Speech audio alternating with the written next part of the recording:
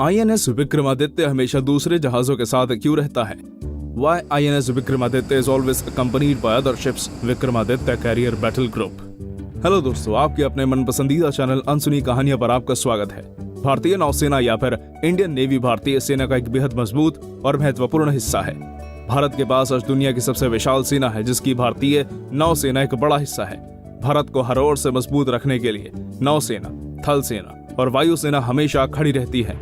दुश्मन चाहे कहीं से भी आए, भारतीय सेना हर तरफ से उसे मुंह तोड़ जवाब देने के लिए तैयार रहती है। दुश्मन केवल जमीन पर ही नहीं बल्कि समुद्र से आकर भी हमला कर सकता है। इसलिए भारतीय नौसेना को काफी मजबूत और एडवांस्ड बनाया गया है।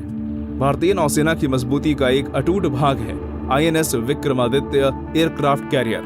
पानी में दुश्मन को ध्वस्त करने वाला आईएनएस विक्रमादित्य भारतीय नौसेना में एक महत्वपूर्ण भूमिका निभाता है। लेकिन क्या आपको पता है कि आखिर क्यों आईएनएस विक्रमादित्य एयरक्राफ्ट कैरियर को भारतीय सेना में इतना महत्व दिया जाता है कि हर वक्त 4 से 5 हजार उसके आसपास रहते हैं? विक्रमादित्य एयरक्राफ्ट कैरियर को आखिर इतनी सुरक्षा में क्यों रखा जाता है और इतिहास में ऐसा क्या हुआ था जिसने आईएनएस विक्रमादित्य को इतना महत्वपूर्ण बना दिया? अगर आप भी जानना चाहते हैं इन सवालों के जवाब और आईएनएस विक्रमादित्य की पूरी कहानी, तो ये वीडियो आपके लिए ही है। लेकिन वीडियो में आगे बढ़ने से पहले आपने अभी तक हमारे चैनल को सब्सक्राइब नहीं किया है तो अभी सब्सक्राइब करें और घंटी दबाना बिल्कुल ना भूलिएगा। आईएनएस विक्रमादित्य एक मॉडिफाइड केव क्लास एयरक्राफ्ट कैरियर है। इसका नाम एक महान राजा विक्रमादित्य के सम्मान में रखा गया था। चलिए जानते हैं कि आखिर क्यों आईएनएस विक्रमादित्य के आसपास जहाज रहते हैं और इसकी पूरी जानकारी। आईएनएस विक्रमादित्य एक एयरक्राफ्ट कैरियर और भारतीय नौसेना का फ्लैगशिप है जो सेवा में 2003 में आया था। इस कैरियर का उपयोग 1987 के आसपास रूसी सेना द्वारा किया जाता था, जिसके कारण रूसी नौसेना काफी मजबूत बनी हुई थी। 20 जनवरी 2004 में भारत ने इसे 1 खरब 64 अरब रुपए में खरीद लिया और 2014 में भारत के प्रधानमंत्री द्वारा इसे भारतीय नौसेना में लाया गया। भारत ने केवल आईएनएस विक्रमादित्य को ही नहीं बल्कि उसके साथ साथ 4 double seat MiG-29K UB, single seat Mikoyan MiG-29K, anti submarine helicopter और आर्टिलरी यूनिट्स खरीद लिए। इन सब के कारण ही आईएनएस विक्रमादित्य के आने से भारतीय नौसेना पर बड़ा प्रभाव पड़ा और भारतीय नौसेना दुनिया के सबसे मजबूत सेनाओं में से एक बन गई। इसके साथ ही भारतीय सेना में मॉडर्न हथियारों के आने से एक अलग ही युग की शुरुआत हुई और भारत ने अपनी सेना को मजबूत के साथ टेक्निकली एडवांस्ड बनाना भी शुरू कर दिया।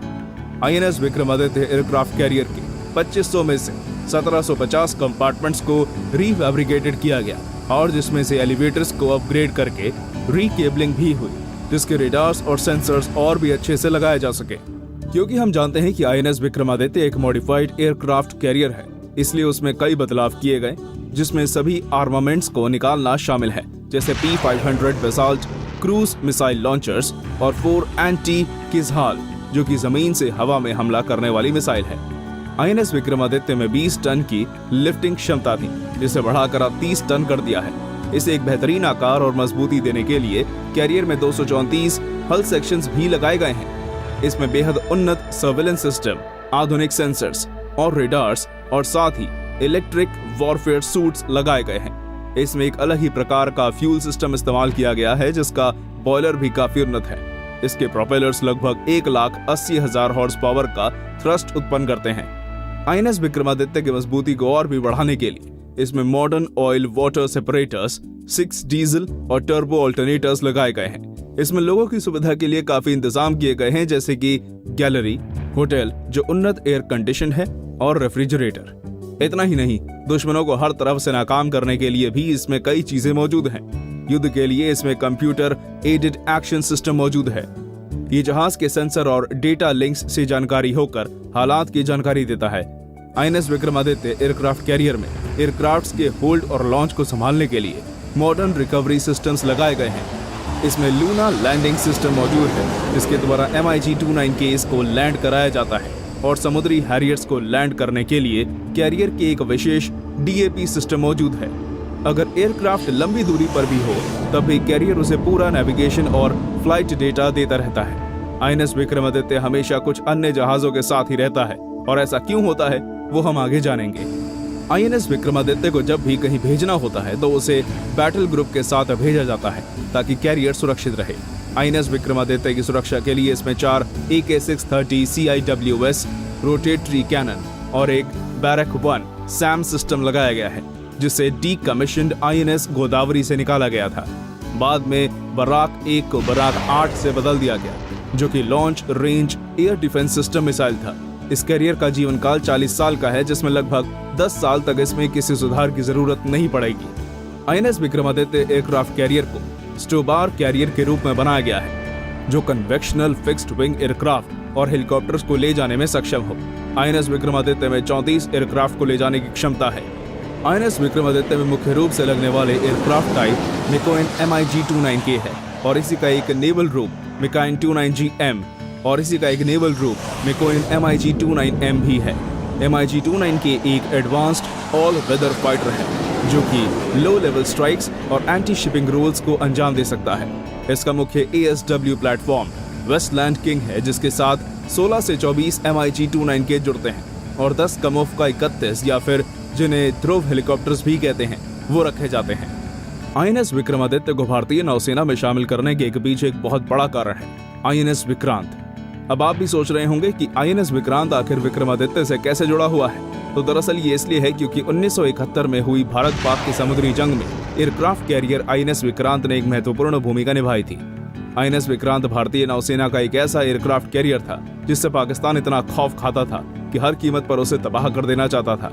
1961 में INS विक्रांत को भारतीय नौसेना में शामिल किया गया, जिसने तभी से पाकिस्तान पर दबाव बनाना शुरू कर दिया, जिससे पाकिस्तान पूरी तरह बौखला गया। 1971 के युद्ध में INS विक्रांत के कारण पाकिस्तान के पसीने छूट गए, और भारत भी ये बात अच्छे से जानता था कि INS विक्रांत पाकिस्तान के लिए एक अच्छा सबक बन सकता है। इसलिए वो INS विक्रांत को युद्ध में लेकर आया।